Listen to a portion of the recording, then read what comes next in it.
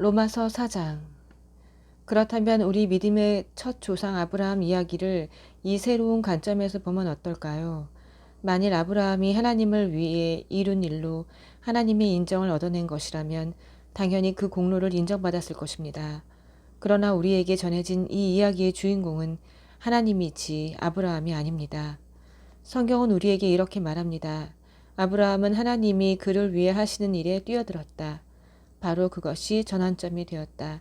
그는 자기 힘으로 바로 서려고 애쓰는 대신에 하나님께서 자신을 바로 세워주실 것을 신뢰했다.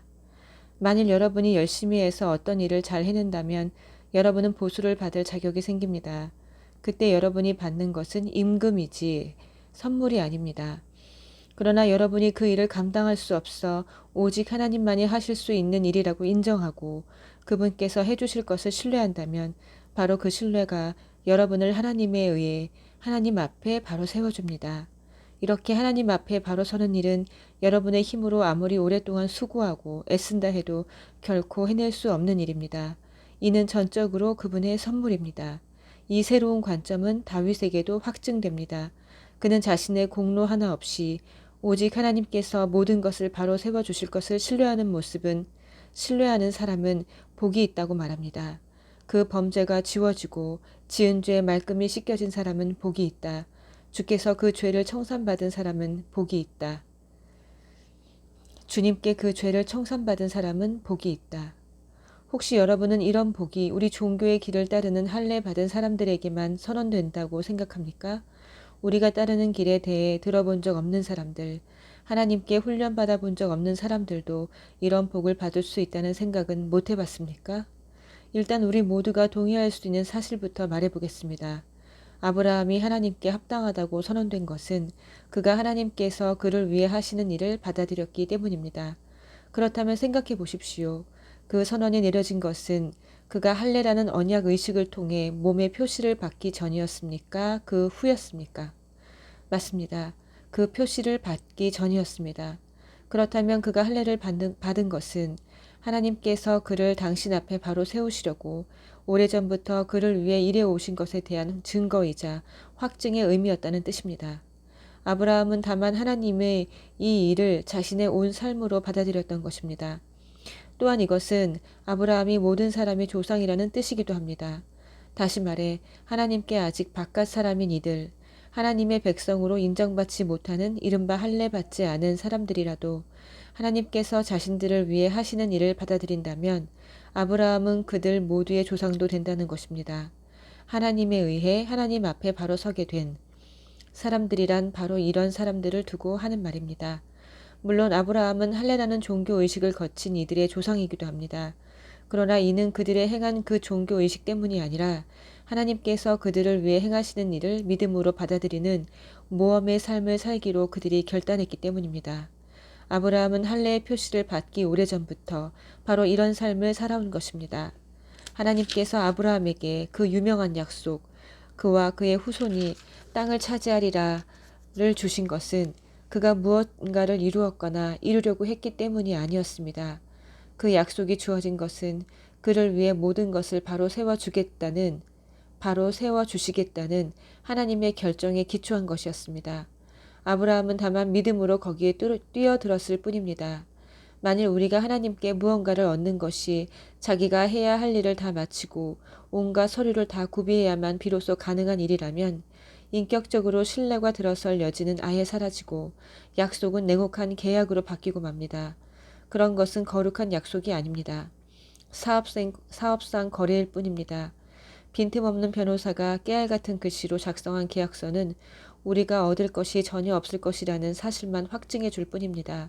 그러나 애초에 계약이란 없고 약속만이, 그것도 하나님의 약속만이 있는 것이라면 그것은 여러분이 깰 수 있는 것이 아닙니다. 바로 이런 이유로 하나님의 약속의 성취는 전적으로 하나님과 그분의 길을 신뢰하는 것, 하나님과 그분이 하시는 일을 단순히 받아들이는 것에 달려 있습니다. 하나님의 약속은 순전한 선물로 우리에게 옵니다. 바로 이것이 우리 종교적 전통을 따르는 사람들 뿐 아니라 그런 것에 대해 들어본 적 없는 사람들도 그 약속에 확실히 참여할 수 있는 유일한 길입니다. 아브라함은 우리 모두의 조상이기 때문입니다. 그는 우리 민족의 조상이 아닙니다. 그렇다고 한다면 그것은 이야기를 거꾸로 읽는 것입니다. 그는 우리 믿음의 조상입니다. 우리가 아브라함을 조상이라고 부르는 것은 그가 거룩한 사람처럼 살아서 하나님의 주목을 받았기 때문이 아닙니다. 하나님께서 보잘것없던 아브라함을 불러 대단한 사람으로 만드셨기 때문입니다. 성경에서 우리가 늘 읽는 말씀, 하나님께서 아브라함에게 하신 말씀이 바로 이것 아닙니까? 내가 너를 많은 민족의 조상으로 세운다. 아브라함은 먼저 조상이라고 불렸고 그런 다음에 조상이 된 것입니다.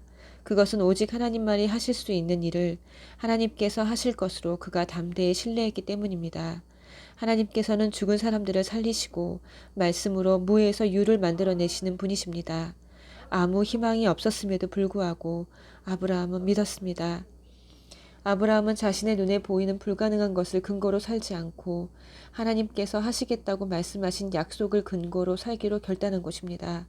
그러므로 그는 허다한 민족의 조상이 되었습니다. 하나님께서 친히 그에게 말씀하셨습니다. 아브라함아, 너는 장차 큰 민족을 이룰 것이다. 아브라함은 자신의 무력함에 집중하지 않았습니다. 그는 소망이 사라졌다. 100살이나 먹은 이 늙은 몸으로 어떻게 아이를 볼 수 있겠는가 하고 말하지 않았습니다. 또 사라가 아기를 낳지 못한 수십 년을 헤아리며 체념하지도 않았습니다. 그는 하나님의 약속 주의를 서성거리며 조심스레 의심 어린 질문을 던지지도 않았습니다. 그는 그 약속 안으로 성큼 뛰어들었습니다. 그러고는 굳센 자, 하나님을 위해 준비된 자, 말씀하신 바를 이루실 하나님을 확신하는 자가 되어 나왔습니다. 그래서 이런 말씀이 기록되었습니다. 아브라함은 하나님이 그를 바로 세워주실 것을 신뢰함으로 하나님께 합당한 사람으로 선언되었다. 그러나 이것은 아브라함에게만 해당되는 이야기가 아닙니다. 이것은 우리 이야기이기도 합니다. 우리가 아무 소망 없는 상황에서도 예수를 살리신 분을 받아들이고 믿을 때 우리 역시 동일한 말씀을 듣게 됩니다. 희생 제물이 되어주신 예수께서 우리를 하나님께 합당한 사람으로 하나님 앞에 바로 세워진 사람으로 만들어 주셨습니다. 5장 하나님께서 우리를 위해 늘 하고자 하셨던 일, 곧 그분 앞에 우리를 바로 세워주시고 그분께 합당한 사람으로 만들어주는 일에 우리는 믿음으로 뛰어들었습니다. 그러므로 지금 우리는 우리 주인이신 예수로 말미암아 하나님 앞에서 이를 누리고 있습니다. 그뿐 아닙니다. 하나님을 향해 우리 문을 활짝 열어젖히는 순간 우리는 그분께서 이미 우리를 향해 문을 활짝 열어놓고 계셨음을 발견합니다. 우리가 늘 있고자 원했던 그곳에 마침내 우리가 서 있음을 알게 됩니다. 우리는 하나님의 은혜와 영광의 그 넓고 탁 트인 공간에서 고개를 들고 서서 소리 높여 찬양하는 우리 자신을 발견하게 됩니다. 그뿐 아닙니다. 온갖 환란에 포위되어 있을 때에도 우리는 소리 높여 찬양하기를 멈추지 않습니다. 환란이 우리 안에 열정 어린 인내를 길러주고 그 인내가 쇠를 연마하듯 우리 인격을 단련시켜주며 우리로 하여금 하나님께서 장차 행하실 모든 일에 대해 늘 깨어있게 해준다는 것을 우리가 알기 때문입니다. 이 같은 희망 속에 늘 깨어있을 때 우리는 결코 실망하는 법이 없습니다. 오히려 정반대입니다. 우리가 하나님께서 성령을 통해 우리 삶 속에 아낌없이 쏟아붓고 계신 그 모든 것을 다 담아내기에는 아무리 많은 그릇으로도 부족합니다. 그리스도께서 더없이 알맞은 때에 오셔서 이런 일을 이루십니다. 그분은 우리가 다 준비되기까지 기다리지 않으셨고 지금도 그러하십니다. 우리가 너무 약하고 반항적이어서 전혀 준비되어 있지 않았던 그때에 그분은 자기 자신을 이 희생적 죽음에 내어주셨습니다. 설령 우리가 그렇게 약하지 않았다 하더라도 우리는 여전히 갈팡질팡했을 것입니다. 우리는 목숨을 바칠 만한 가치가 있다고 여기는 사람을 위해 대신 죽는 것은 이해할 수 있습니다.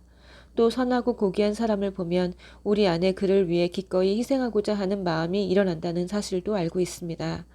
그러나 하나님은 우리가 그분께 아무 쓸모가 없을 때에 당신의 아들을 희생적 죽음에 내어주심으로 그렇게 우리를 위해 당신의 사랑을 아낌없이 내놓으셨습니다.